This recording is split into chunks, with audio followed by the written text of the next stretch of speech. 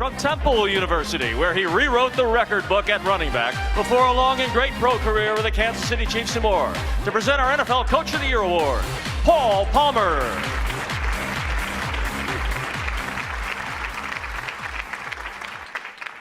Tonight I'm honored, very honored and humbled to give this award to my head coach from Temple University, Bruce Arians.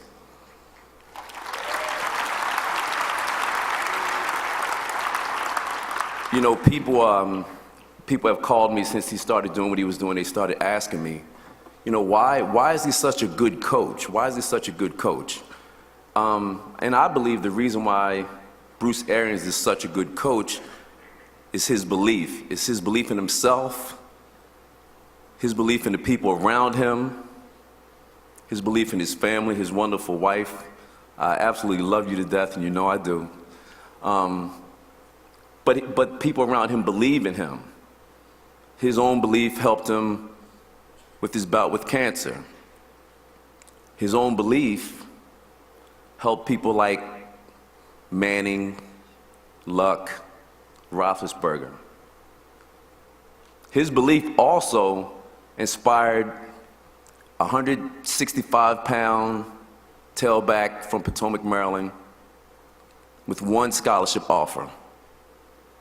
One scholarship offer, and he inspired me with his belief. He made me believe that I could play college football. He said to me one day at practice, I'm out there and I would fumble the ball, and the ball would roll downfield, honest to God, like 20, 25, 30 yards, end over end, just roll downfield. And he said, son, he said, if you can hold on to the ball, and I'm kind of editing a few words, he said, son, if you can hold on to the ball, you can be the greatest football player that ever played at this school. Now, he may have been blowing smoke up my behind, and he may have just simply tried to get me not to fumble the ball, but I tell you what, I believed it. I believed it, and some people even believe that I may be the best player to play football at Temple University. So this is why the Arizona Cardinals are in great hands, great hands. So here we go.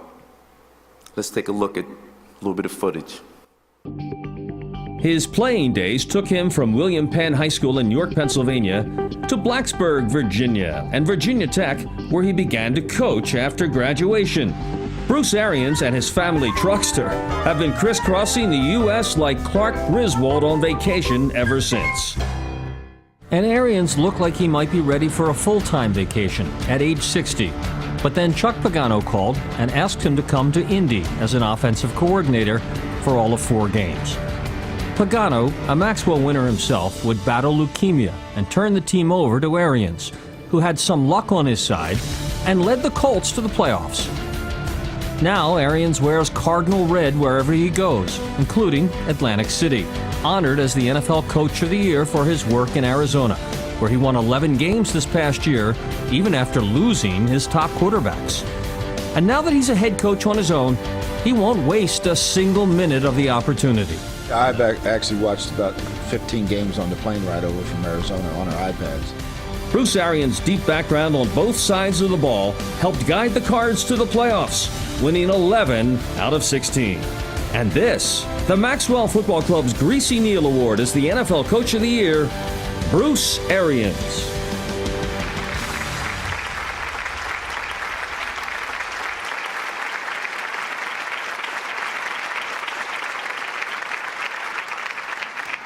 Yeah, it's been a little bit of a journey, but I can't thank the Maxwell Club enough.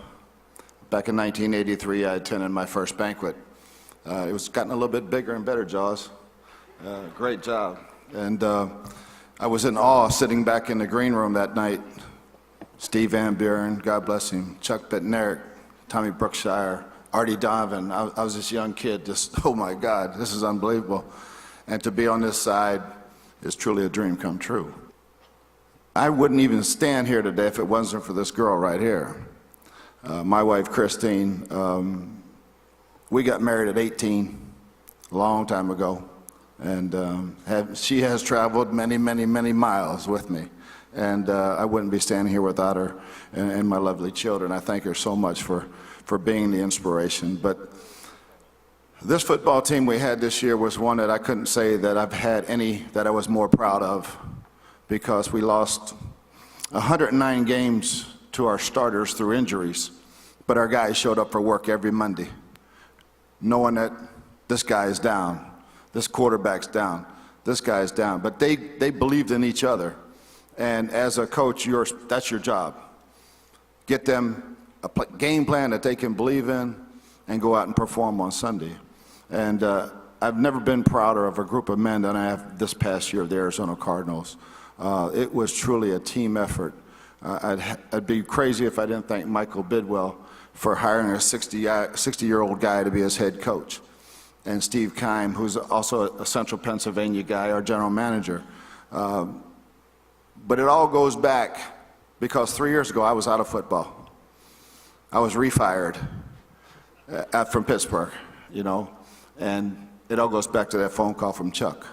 And I thank him every day for giving me that opportunity to get back into business. And it's been a dream ride ever since. And to take that journey with him through that year in Indianapolis and watch him fight. And we've talked a lot about fighting tonight and what he did to beat his disease. It didn't happen without football. I promise you, football was the medicine that saved Chuck Pagano. And he'd be the first one to tell you, keeping him involved every single day with his iPad and everything else. It wasn't about winning games that year. It was all about just getting him healthy and getting him back on the field. For the Arizona Cardinals organization, I humbly accept this award and thank the Maxwell Club very much.